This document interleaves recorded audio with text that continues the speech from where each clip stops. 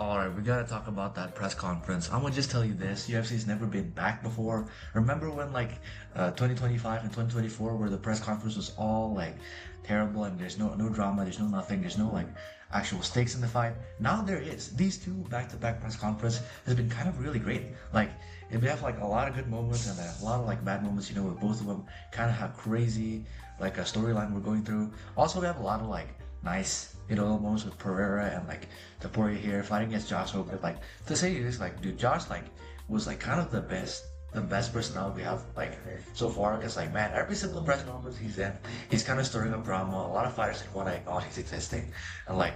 But even because of that, because like he's kind of like this heel that's like really annoying to everybody. Of course, he's kind of like not a heel like Colby was, or where actually he said some crazy stuff, or like McGregor was, where he just said some crazy stuff. Like Josh Hokit is like so outlandish, where like he's kind of like faking this personality, but like everybody gotta pay attention to him because like he's like really obnoxious and really annoying.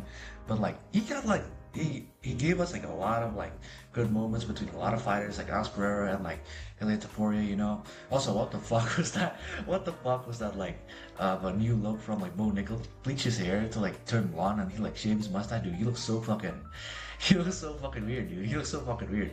He's like, man, like he needs that mustache back, man. He needs to like get back his mustache, dude. Grow back his mustache. Like there's no way he's gonna fight like that, right? He's like so fucking weird, man. Even like Taporia was looking at like, yo, who the fuck was that? Who the fuck was that guy in the back? Man, dude, what the fuck is Monaco doing, man? Like, and like other than that, like, dude, like Taporia and like Alice had like great moments. Lately, they've been like great friends to each other. Like, I've been kind of seeing a lot of big like posts between them together, specifically, kind of the two faces of the UFC. Really nice for them to like, kind of like stood up for each other. Like Ilya kind of like talked for Alice Pereira, who didn't understand anything. Like it's kind of like really sad. That's like Josh Hope. It's like talking shit to Asperger where he doesn't understand English, and like Ilya Taporia kind of stood up for him. Kind of a lot of people even say like they're kind of respecting Taporia more, which is kind of a really good thing. We kind of know Taporia's kind of a good guy. He even like hugs Volkanovski. He didn't see it as like a rivalry or anything. They respect all the opponents that he's ever had, and he kind of even stood up to guys who are who couldn't understand English, and he kind of stood up to them, even though he also doesn't understand English is not even his first language. It's crazy stuff. But Josh Hokit, dude, like Josh Hokit, we kind of have to talk about this. We kind of have to put Josh Hokit in a lot of press conferences. Right? Look how good that press conference is, and even then, he got a lot of beef with people even outside of his weight class, like Taporia. Even he could have been like a really big thing, even against like, and even when like Derek Lewis is not giving him anything to work with. Like Derek Lewis was kind of like dismissing him, like, oh man, like he's kind of doing his funny self, like, oh man, I'm 40 years old, I don't understand anything, you know what I'm saying? Which is really funny, by the way, and kind of gave Josh Hokit nothing to work with, and give this. It's kind of a funny moment. It's kind of good for Derek Lewis, kind of bad for the fight, because like it's pretty funny, but like it's not really promoting the fight as much. Josh Hokit kind of like pivots and just like talks about things that they like at the Royal press conference. It was really good. Like let me tell you this, like the press conference has been really good lately. I don't know what it is these days, and of course like after this we got like Miguel Costa versus like Arnold Allen, which is like nothing much. Both of them, one of them can understand English, one of them doesn't really speak that much, so it is what it is. And even then, I had to talk about like the press conference like a couple days before this, which is like the 328 press conference. Like man, that was really good. Like what do you know? Like it's kind of like McGregor and like Khabib, right? Like it's just as big. I think it's just like I think it's a little bigger. You know what I'm saying? 'Cause, like both of them really did hate each other, and it was really nice. They even had like actual like police dudes here, have guns and everything to like separate both of them. It's kind of funny. They give like Strickland, the white guy, and like Chimaev, the black guy, because like Strickland's gonna be like having shit to say, like, oh, you got me the black police officers and shit. Strickland's gonna say something about that. But like, man, that was really fun.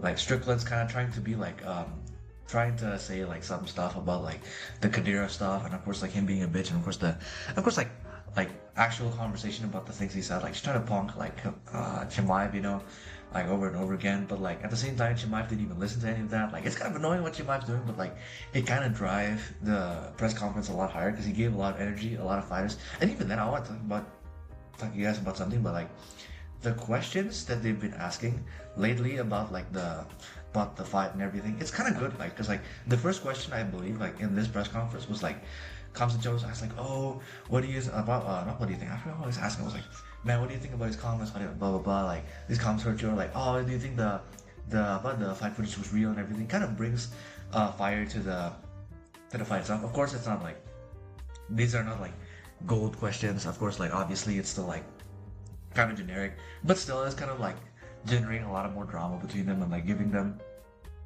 kind of like the better kind of drama between all of this, you know, like stirring them up, kind of like giving a lot more like fire to this, like put more coal into this fire and everything. It's just interesting, and also like man, it's kind of funny. We're like, dude, we got this, and we got like these two really nice. Like, there's nothing going on between them. By the way, there's nothing bad going on between them. That's the funny part. Like man, like I think both of them didn't even. I don't think Tatsu entire understand anything, you know, until he was told by the guy, the translator guy, and like they're both trying to be like, oh man, I'm enjoying the press conference. Like you guys, you know, it's almost like they're not even part of the press conference, and they're just a bunch of fans they put in front, you know, and like they're pretty fun. Even though this fight is like probably more interesting than this one. Like this one's probably gonna be like a grapple fest. There's not gonna be a lot of like punching going on.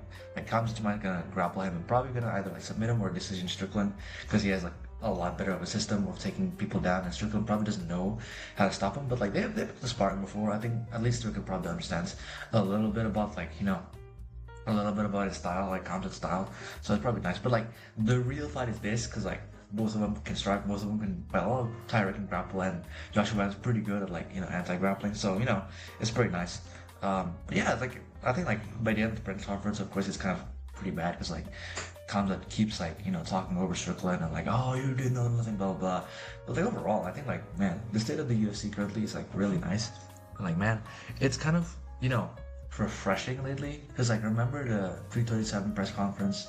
It was like Yuri Prohaska versus Olberg. Most of them are like, you know, like they're saying some stuff, but like it's not, it doesn't have a lot of energy. There's not a lot of beef. You know, the beef is after the fight where like Yuri was talking about like, oh man, I was showing mercy and Olberg didn't say anything. And like 326, like Charles Oliveira didn't understand like Max Holloway and Max Holloway's being nice. Like we found us at night. Or like 320, 325, where it's just like, oh man, like Volkanovski versus Diego Lopez. Diego Lopez barely understands English, and like Alexander Volkanovski is really nice. And then 324, where like Patty's really nice to Justin Gaethje, you know. So we didn't have a lot of good things, and even then, like this fight specifically is probably one of the best fights we've had, because like this is the only fight where like the actual champion defends against a guy who is sort of deserving. Like Strickland beat Nasruddin Mabov in like a couple days notice, and it was like you know, the guy's actually deserving to fight, because like 327, it's kind of like a vacant belt. 326 was not really a belt. 325 was kind of a shitty like championship. 325 was a shitty championship. 324 was a vacant belt. A lot of vacant belts and like kind of fake contenders that like we've been seeing lately, you know. This is kind of the real actual contenders fight. Like look at this, both of these fights here are really nice. They're defending champions, and like they're both defending champions. They're really exciting. And man, I can't like, I gotta say I'm really excited. Like, you know, I'm really excited for like Freedom 250 and like 328. I really hope like, man, I kind of hope Strickland wins, because it makes it a lot more interesting. Kam's just gonna go up, and like maybe they can have this fight again, a rematch or something if they could, you know. Because like I would really love to see a rematch between these two if they fight, you know. Like I'm hoping or anything, you know, because like these are a really big press conference. It's a really big field, you know. All right, thank you guys. Goodbye.